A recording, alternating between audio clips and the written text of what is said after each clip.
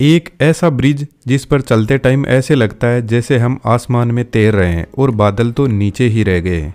मैं बात कर रहा हूँ साउदर्न फ्रांस की टार्न वैली में बना मिलाऊ वायाडक्ट ब्रिज की, जो इंजीनियरिंग का एक अद्भुत करिश्मा है। इस ब्रिज की टोटल हाइट 343 मीटर है, जो फ्रांस में ही बने एफिल टावर से 43 मीटर ज्यादा है। ब्रिज की टोटल लेंथ 2.5 किलोमीटर है, जो सिर्फ 7 पाइलन पर टिका हुआ है। इस ब्रिज पर बना हुआ रोड ग्राउंड लेवल से 245 किलोमीटर की हाइट पर बना हुआ है। अब इतनी हाइट पर ब्रिज को स्टेबल रखना वाकई में बहुत बड़ा चैलेंजिंग काम है, क्योंकि इस वैली के अंदर 200 किलोमीटर पर आवर की स्पीड से हवा चलती है और लैंडस्लाइड भी यहाँ पर पॉसिबल है, और ऊपर से अर्थक्वेक का डर तो हर जगह पर रहता ही है।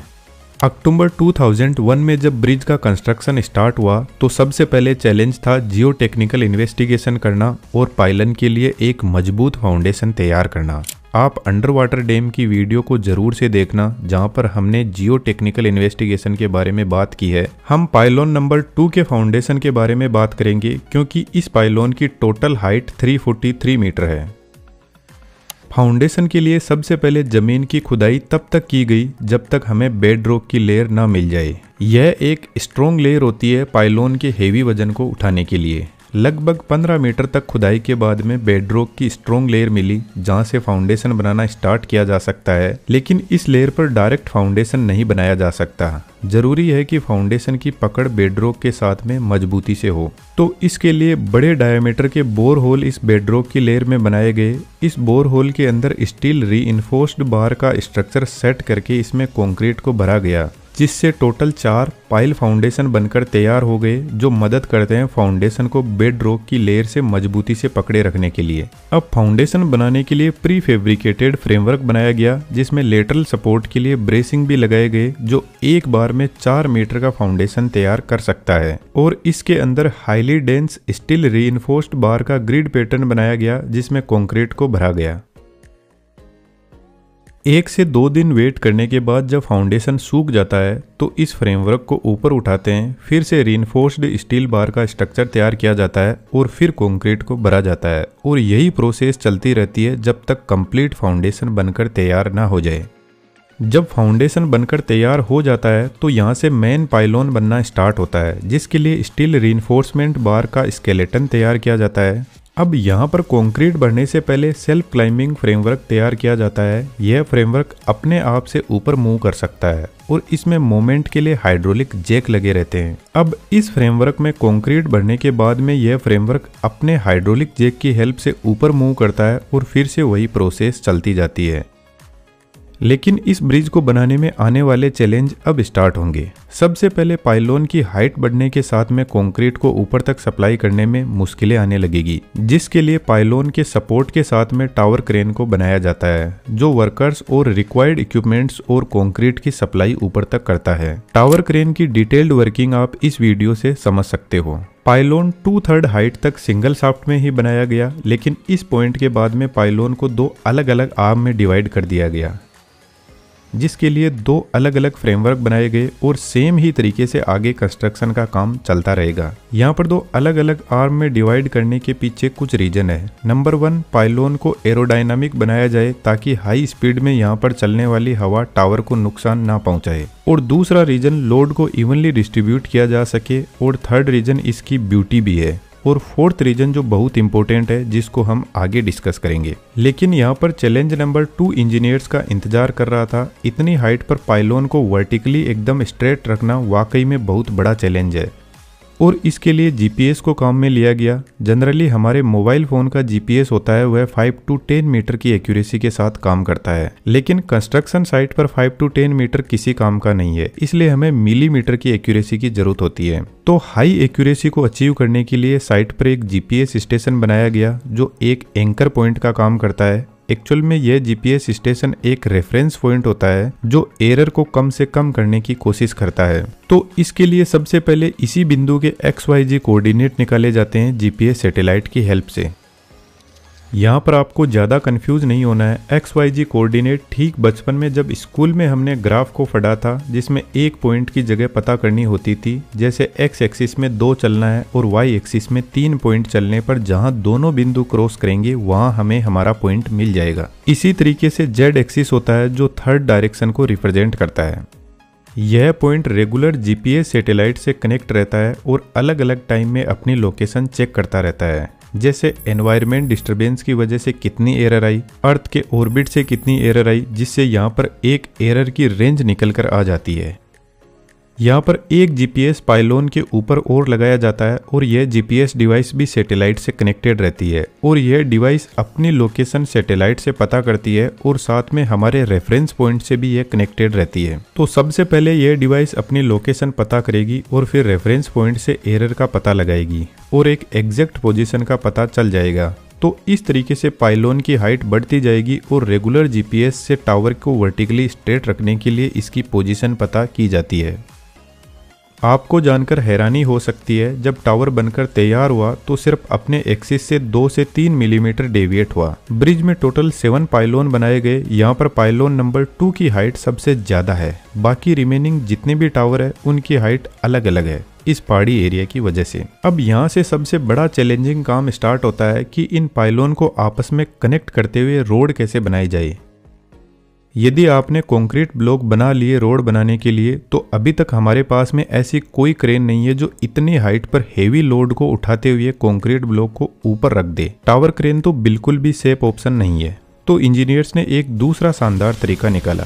मुझे कुछ लोग ऐसे भी मिले हैं जो यह तैयारी करके बैठे हैं कि AI अब तो सब फील्ड को खत्म कर ही देगा और उसमें एक 3D एनिमेशन भी है, तो हमें तो कुछ करने की जरूरत ही नहीं है। लेकिन जो लोग AI से डर रहे हैं उनको मैं एक छोटी सी बात कहना चाहूँगा। AI बुलेट ट्रेन है, यदि आप इसमें सवार हो गए तो आपको ये बहुत आगे ले जाएगा। और यह सोचकर बैठे हो कि इसमें जो लोग बैठे हैं उनका सबका एक्सीडेंट हो जाएगा, तो आप बैठे ही रहोगे, क्योंकि दुनिया को जरूरत बुलेट ट्रेन की है। और ऐसा ही 3D एनिमेशन में है। हमने हमारे कोर्स में AI के यूज से अपनी क्वालिटीज और प्रोडक्टिविटीज को इम्प्रूव किया है, जहां हमने एनिमेशन के हर एक डिटेल सेक्टर के बारे में बात की है। यदि आप इंटरेस्टेड हो तो कोर्स की डिटेल्स डिस्क्रिप्शन में दी गई है, जरूर से चेकआउट कीजिएगा। इस बुलेट ट्रेन में सवार होने की जरूरत है, ना कि डरने की। अब वापस टॉपिक पर आते हैं।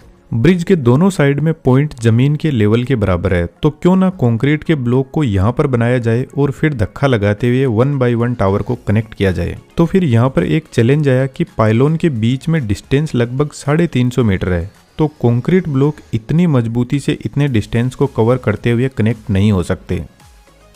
तो फिर इस प्रॉब्लम से बचने के लिए क्यों ना स्टील के बड़े ब्लॉक बनाए जाए, जिनको स्टील डेक भी बोला जाता है। और यहाँ पर रोड हमारा स्लाइटली कर्व्ड भी है, तो स्टील को कर्व शेप में डाला जा सकता है।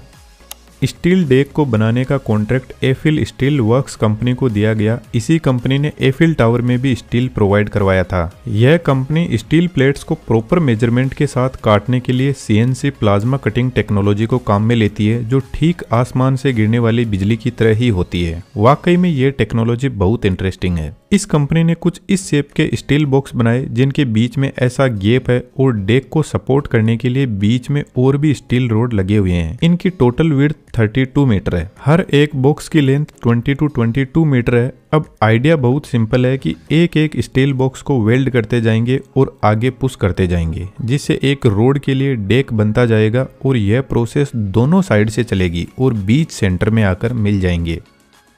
तो इसके लिए सबसे पहले सभी टावर पर स्लाइडिंग मैकेनिज्म और बेरिंग लगाए गए, जिन पर डेक स्लाइड करता हुआ आगे जाएगा।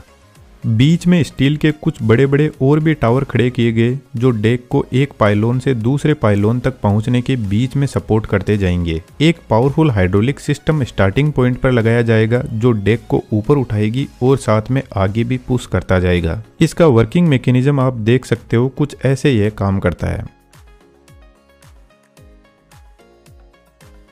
डेक की आगे एक नोज भी लगी रहती है, जो हल्की होती है। यह नोज पहले पाइलोन पर पहुंच जाती है और फिर पीछे के पार्ट को मैकेनिकली सपोर्ट करती है।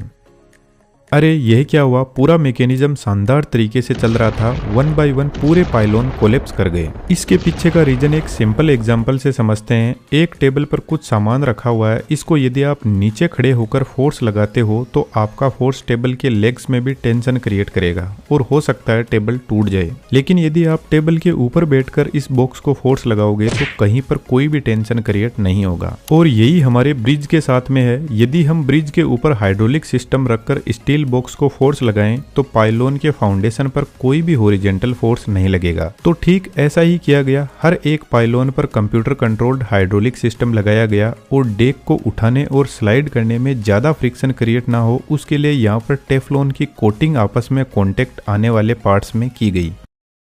टेफ्लॉन की कोटिंग बेसिकली हमारे घरों में नॉन स्टिकी बर्तनों पर इसकी लेयर की जाती है, जिसकी वजह से खाना चिपकता नहीं है। अब सभी पाइलोन पर लगा हाइड्रोलिक सिस्टम डेक को खींच भी रहे हैं और आगे भी फोर्स लगा रहे हैं और इसको इस तरीके से कंट्रोल किया गया कि किसी भी पाइलोन पर हॉरिजॉन्टल फोर्स ना लगेगी।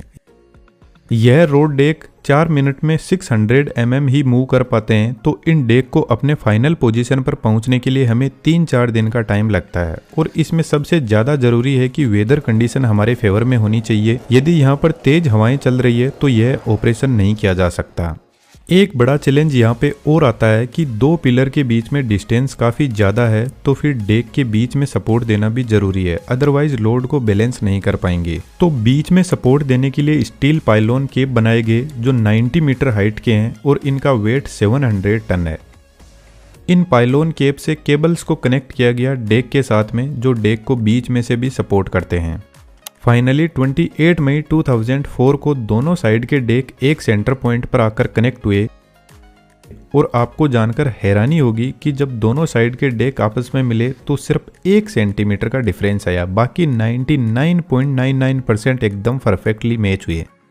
मिलाऊ ब्रिज में टोटल 36,000 टन स्टील का यूज हुआ। डेक सेट होने के बाद में यहाँ पर रोड बनाया जाता है और रोप को टाइट किया जाता है। यहाँ पर रोप लगे हुए हैं, उनकी डिजाइन एकदम अलग है। यह बाहर से ऐसे दिखते हैं जैसे एक पूरी ही रोप है, लेकिन यहाँ पर इंजीनियर्स ने काफी ट्रिकी दिमाग लगाया। असल में यहाँ पर एक नहीं मल्टीपल रोप का बंडल है। वैसे तो इन रोप की लाइफ 120+ ईयर है, लेकिन इनमें यदि कोई रोप डैमेज हो जाती है तो 1 बाय 1 रोप को निकालकर यहाँ पर रोप की रिपेयरिंग की जा सकती है, जिससे अदर रोप पर भी सर्विस के टाइम पर ज्यादा लोड नहीं आएगा। अभी जस्ट ब्रिज बनकर तैयार हुआ है, लेकिन यहाँ पर नेचर के चैलेंज अब आना स्टार्ट होंगे। हाई स्पीड हवा, अर्थक्वेक, इनको तो यह ब्रिज बैलेंस कर लेगा, लेकिन हमें नहीं भूलना चाहिए कि इस ब्रिज में बहुत ज्यादा मेटल यूज हुई है। तो गर्मियों में यह ब्रिज 8 to 12 सेंटीमीटर एक्सपेंड करता है। इसलिए ब्रिज के दोनों साइड में थर्मल एक्सपेंशन जॉइंट लगे रहते हैं, जो ब्रिज के एक्सपेंशन को स्पेस प्रोवाइड करवाता है। लेकिन सबसे बड़ी प्रॉब्लम तो तब आती है कि एक्सपेंशन के टाइम पाइलोन पर हॉरिजॉन्टल फोर्स लगता है, तो इसको मैनेज करना बहुत ज़्यादा ज़रूरी है। एक्चुअल में डेक पाइलोन के ऊपर परमानेंट फिक्स नहीं किया गया है। पाइलोन के ऊपर स्लाइडिंग और लो फ्रिक्शन बियरिंग लगे रहते हैं, जो ब्रिज को एक्सपेंड होने में हेल्प करते हैं और पाइलोन के हॉरिजॉन्टल फोर्स को रिड्यूस करते हैं। बाई चांस यदि यहाँ पर टेम्परेचर 40 डिग्री सेंटीग्रेड तक पहुँच जाता है तो यह ब्रिज 1 मीटर से भी ज़्यादा एक्सपेंड कर सकता है और ऐसी कंडीशन में पाइलोन का वाई स्ट्रक्चर पाइलोन को टूटने से बचाएगा। यदि आप किसी लकड़ी को बीच में से ऐसे डिवाइड करके उस पर हॉरिजॉन्टल फोर्स लगाते हो तो उसका टिल्ट होने का एंगल बढ़ जाता है।